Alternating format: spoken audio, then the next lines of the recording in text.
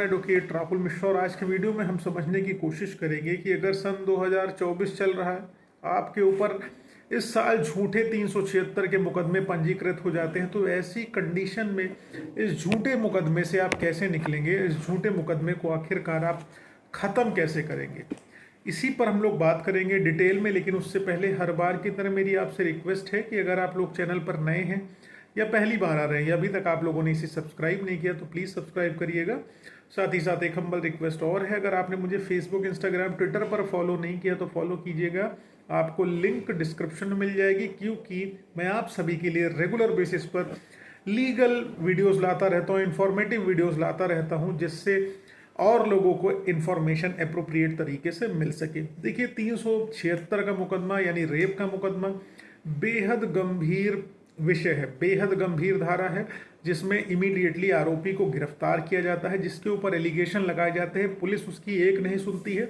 ऐसे में उस व्यक्ति को इमीडिएट बेसिस पर गिरफ्तार कर लिया जाता है और 376 के आरोप किसी मैरिड व्यक्ति के ऊपर भी, शादीशुदा व्यक्ति के ऊपर भी लगाया जा सकता है और बिना शादी किए हुए व्यक्ति के ऊपर भी लगाया जा सकता है। और इस आरोप को कोई शादीशुदा महिला भी लिखा सकती है और जिस महिला की शादी नहीं हो रखी है उसके द्वारा भी 376 के एलिगेशन आपके विरुद्ध लगाए जा सकते हैं।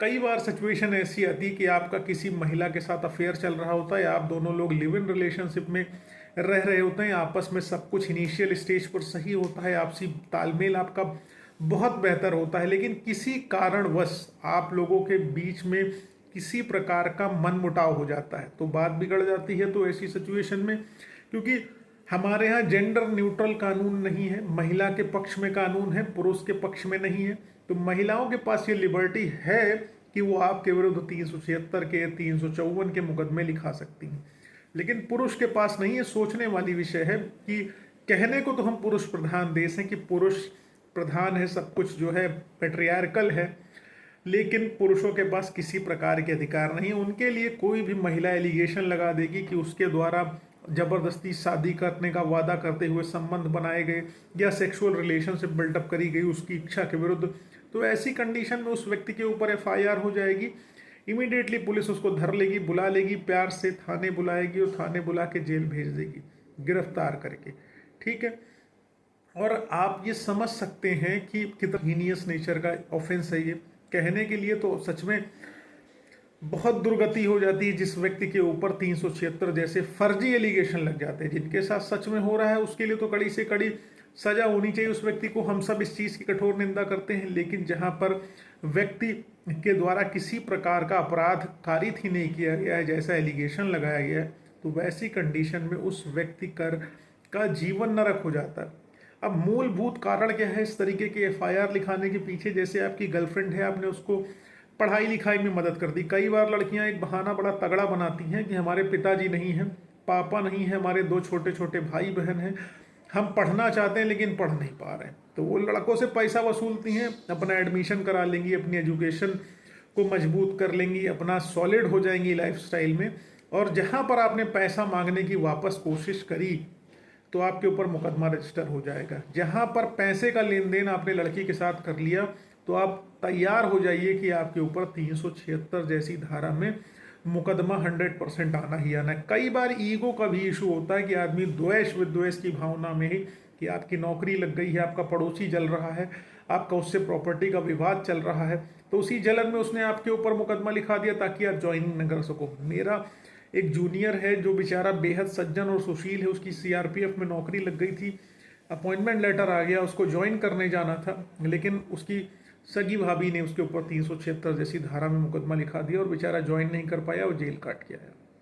तो आप समझ सकते हैं ये मुकदमा कितना गंभीर प्रकृति का होता है। अब आखिरकार आपको पता कैसे चलेगा कि कोई एफआईआर झूठी है या नहीं है? जब देखिए किसी महिला के द्वारा एफआईआर बहुत डिले से लिखाई गई है, बहुत देरी से उसने एफआईआर आपके विरुद्ध लॉन्च कराई है, और घटनाक्रम जो है 6 महीने पुराना है, 8 महीने पुराना है, साल भर पुराना है। कई बार तो ऐसी स्थिति होती है जिसमें 5-5 साल पुराना दिखाया जाता है कि 5 साल पहले इन्होंने हमको शादी का झांसा देते हुए संबंध बनाए, या 5 साल पहले इनके द्वारा मेरे साथ जबरन शारीरिक संबंध स्थापित किए गए। उस कंडीशन में भी आपके विरुद्ध एफआईआर रजिस्टर हो जाती है और कई बार ये पुराना बैक डेट इतना लंबा इसलिए दिखाया जाता है ताकि इसको पॉक्सो का कलर दिया जा सके, ताकि इस एफआईआर को और मजबूत किया जा सके और आपको जेल की चक्की पिसवा दी जाए। ठीक है। और दूसरी चीज़ ये होती कि जहाँ पर लड़की ने तुरंत कहा है कि उसके साथ किसी व्यक्ति ने इस तरीके के कृत्य कर रखे हैं, गलत कृत्य कर रखा है, गलत काम किया है, बलात्कार किया है, और तुरंत की घटना जहां बता रही, तो वहां पर लड़की अगर मेडिकल कंडक्ट कराने से अपना स्वयं का मना कर देती है, वो खुद ही मेडिकल कराने से मना कर देती है, लिख के दे देती है कि मैं अपना मेडिकल एग्जामिनेशन किसी प्रकार से नहीं कराना चाहती हूँ, तो इससे स्पष्ट हो जाता है कि लड़की का इंटेंशन कंप्लीटली मेलाफाइड है। क्योंकि अगर उसके साथ सही तरीके से, अगर एक्चुअल में किसी व्यक्ति ने उसके साथ बलात्कार जैसी घटना कारित कर रखी है, तो उस कंडीशन में उसको मेडिकल कराना चाहिए, जिससे प्रमाणित हो सके कि एक्चुअल में उसके साथ बलात्कार हुआ है। अब अगर वो मेडिकल कराने से मना कर रही है तो उसका इंटेंशन क्लियर है कि वो फर्जी फंसाना चाह रही है, सिर्फ महिला प्रभावी कानूनों का फायदा उठा के पुरुषों को जेल भेजना चाह रही है, या हैवी वसूली करना चाह रही है। अब अगली चीज हो गई कि जहां पर लड़की ने घटना का दिनांक नहीं बताया कि किस तारीख को घटना हुई, कहाँ घटना हुई, कितने बजे घटना हुई, कोई स्पेसिफिक डेट टाइम प्लेस उसने, कोई इंसिडेंट इस तरीके का उसने आपको स्पेसिफाई नहीं करके दिया, तो उस कंडीशन में भी आप समझ सकते हैं कि एफआईआर फर्जी है। अब इस एफआईआर का आखिरकार सोल्यूशन क्या? अगर ये ऐसी झूठी एफआईआर आपके विरुद्ध आ गई है, तो उस फर्जी मुकदमे से, उस झूठी एफआईआर से निकलने का तरीका क्या है आपके पास? सबसे मजबूत तरीका पहले 482 सीआरपीसी आता था कि जिसमें आप चार्जशीट क्वेश्चन में जाते थे या एफआईआर क्वेश्चन में जाते थे। अब आ गया उसकी जगह पे 528 बीएनएसएस आ गया, भारतीय नागरिक सुरक्षा संहिता का 528 बीएनएसएस आ गया। इसमें आप चार्जशीट को क्वेश्चन कराने के लिए, एफआईआर को क्वेश्चन कराने के लिए जा सकते हैं। और ऐसी कंडीशन में जब भी झूठी एफआईआर हो तो अपने सारे फैक्ट सर्कमस्टांसेस, जो भी आपके पास एविडेंसेस हैं कि आप घटनाक्रम वाले दिन थे नहीं, आप किसी शहर में थे, आप नौकरी पर लॉगिन करके बैठे थे, आप किसी और व्यक्ति के घर थे, तो सारे एफिडेविट, सारी चीज़ें, एविडेंसेस, कॉल डिटेल्स, लोकेशन, सब कुछ लेकर के आप हाई कोर्ट चले जाइए, स्टे मांगिए। लोअर कोर्ट में अगर आप जाते हो एंटीसिपेटरी बेल के लिए, तो एंटीसिपेटरी बेल दाखिल कर देने का कतई ये मतलब नहीं है कि आपको बेल मिल जाएगी या पुलिस आपको अरेस्ट नहीं कर पाएगी।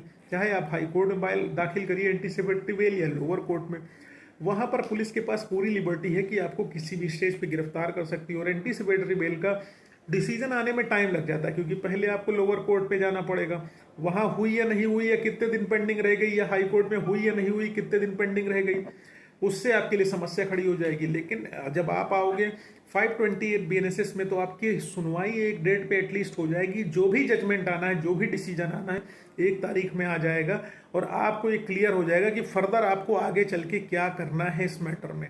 ठीक है। अब देखिए, कई बार ऐसी स्थिति होती है कि आप, हाँ, कि मन में एक कन्फ्यूज़न भी आता है कि अगर आप लोगों ने जो है, किसी लड़की ने एलिगेशन लगा दिया कि आपने शादी का झांसा देते हुए उसके साथ बलात्कार कर लिया है, और कई लोगों के मन में कन्फ्यूज़न आता है कि आप शादी नहीं कर सकते हैं जब तक कि आपका केस पेंडिंग है। लड़कियों के मन में भी ये थॉट आता है, लड़के की भी मन में ये थॉट आता है, लेकिन ऐसा नहीं है। आप किसी भी मोड़ पर किसी भी व्यक्ति से शादी कर सकते हैं। शादी करना आपकी पर्सनल चॉइस है, पर्सनल लाइफ और लिबर्टी का मैटर है। उस कंडीशन में आपको कोई किसी भी प्रकार से बाध्य नहीं कर सकता है कि आपको कोई किसी भी तरीके से रोक सके। शादी आप लोग कर सकते हैं, और जब भी फॉल्स एफआईआर हो तुरंत आप क्वेश्चन की ओर अग्रसर होइए। पहली प्रयास क्वेश्चन की करिए, कम से कम स्टे मिल जाए, गिरफ्तारी पर रोक लग जाए। हाँ, जब आपकी अरेस्ट स्टे मिलती है तो अरेस्ट स्टे के दौरान इन्वेस्टिगेशन पर किसी प्रकार की रोक नहीं रहती है। Investigation police as it is करती है, इसीलिए आप प्रगति आख्या मांगिए कि पुलिस के द्वारा आपके मैटर में क्या विवेचना करी गई है, क्या कार्रवाई करी गई है, और जेल जाने की संभावनाओं को अपने शून्य करके अपने आप को प्रोटेक्ट कर लीजिए। उम्मीद है ये जानकारी आपको समझ आई है, पसंद आई है। अगर ऐसा कुछ है तो वीडियो को लाइक, शेयर, सब्सक्राइब करना मत भूलना। फेसबुक, इंस्टाग्राम, ट्विटर पर जुड़े हो अगर, तो थैंक यू सो मच। नहीं जुड़े हो तो वहाँ जुड़ो, लिंक डिस्क्रिप्शन में है। एक चीज़ ये ध्यान रखना, जब भी कोई आपको धमकी दे रेप के मुकदमे लिखाने की, तो आप अपनी एप्लीकेशन में अप्रोप्रिएट तरीके से प्रिपेयर करके संबंधित अधिकारियों को प्रेषित कर दीजिए। क्योंकि जब भी आप क्वेश्चन में जाओगे, कोर्ट पूछेगी आखिरकार आप ही के विरुद्ध कोई झूठे मुकदमे क्यों लिखाएगा, और आप ने क्या किसी संबंधित अधिकारी को, प्राधिकारी को, किसी अथॉरिटी को, एप्रोप्रिएट अथॉरिटी को इसकी सूचना दी कि क्या आपके विरुद्ध कोई व्यक्ति झूठे मुकदमे रजिस्टर करा सकता है? अगर नहीं दी है तो दिक्कत है, दी है तो बचत आपकी होनी संभव है। 100% कुछ भी नहीं है, लेकिन प्रोटेक्शन होने की पॉसिबिलिटी बढ़ जाती है। धन्यवाद। जय हिंद, जय भारत।